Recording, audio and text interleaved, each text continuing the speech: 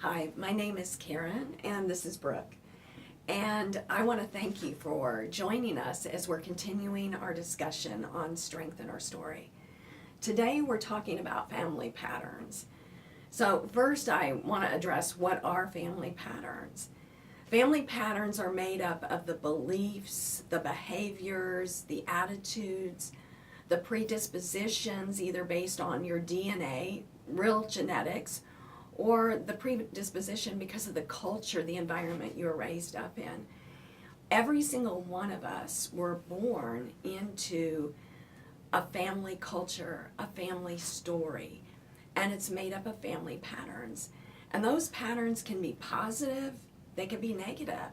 A lot of times when we think of family patterns, we think of them in a negative light, but positive family patterns can be a strong work ethic. For me, I inherited a very strong work ethic from my mother. That is a very positive family pattern. My mom thought outside of the box. She was multicultural. I consider that a strong family pattern that is very positive in my life that I inherited and that I continue to expand on. But there's some negative family patterns also. And those negative family patterns, I have a choice to partner with and propagate, or I have a choice to change. Every family has positive and negative family patterns. And in Joseph's life, it wasn't any different. Joseph was born into a family culture, a family story. And that story contained a lot of family patterns, a lot of positive family patterns, and a lot of negative family patterns.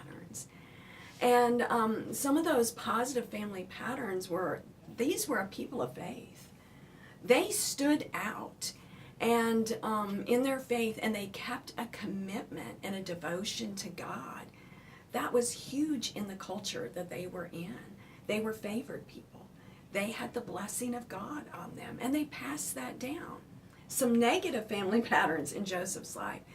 There was this perpetual favoritism shown that created division and jealousy and envy, which propagated fear, control, and manipulation. So in Joseph's life, in his family, there were definite family patterns. Yeah, and I saw this when I went through this story. I was looking at my family patterns, and I felt a little overwhelmed because it just feels like, oh my gosh, there's so much negative. There's so much mess. And some of us we were born into messy situations, and it felt overwhelming to me until I started to realize that the faithfulness of God trumps all the negative. He rewrites it. He rewrites it with who He is and who He created us to be and who He says we are. And we see this when we look at Abraham's life.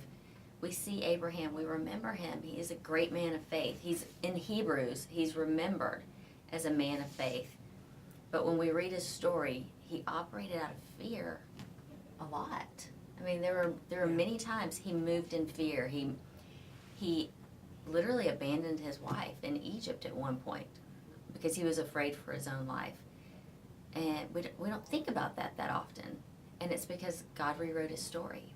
He wrote over Abraham's story. He wrote over his failings, and he didn't erase it, but he redeemed it with the goodness of who he is. And Abraham was transformed into who God had created him to be, which was a man of faith.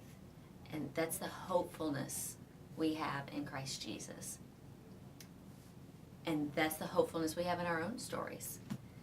We're not stuck with our negative family patterns. We're not stuck with our failures and our failings, but we get the redemption of Jesus.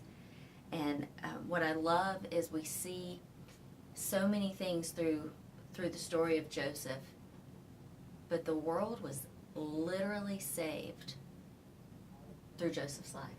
God used Joseph to change his family line and to save the world. And we could be one generation away from seeing our entire family line change. And it's just a matter of choosing Jesus. That's what's so hopeful. That is such good news, is that because of Jesus, the story can be rewritten. And I love that line, Brooke, that we're one generation away from changing the world. We could be one generation away. So I would just want to invite you to consider, if you're looking around and you don't like what you see, that you could be that person that changes the dynamics in your family, just like Joseph. Not only in your family, you could impact the world. You could be that generation. Come join us as we continue to look at story and God's redemption and how He rewrites our story and strengthens our story. Follow the links below. Thank you.